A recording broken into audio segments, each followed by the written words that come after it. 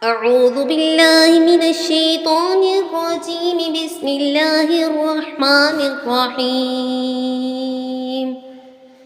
إن الذين يكفرون بآيات الله ويقتلون النبيين بغير حق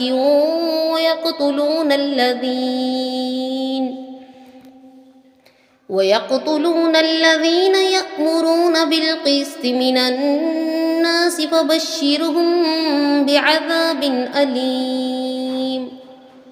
أولئك الذين حبطت أعمالهم في الدنيا والآخرة وما لهم من ناصرين.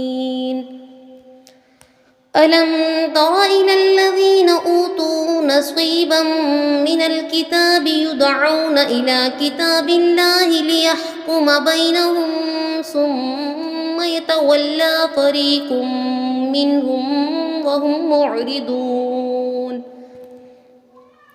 ذلك بأنهم قالوا لن تمسنا النار إلا أياما معدودات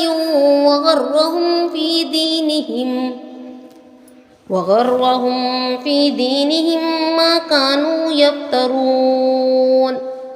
فكيف إذا جمعناهم ليوم لا ريب فيه ووفيت كل نفس ما كسبت وهم لا يظلمون.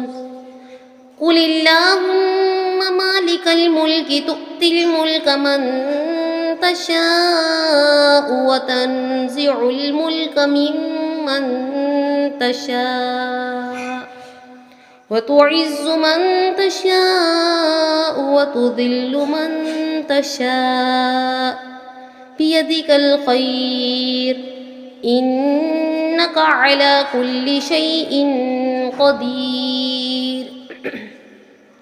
تولج الليل في النهار وتولج النهار في الليل وتخرج الحي من الميت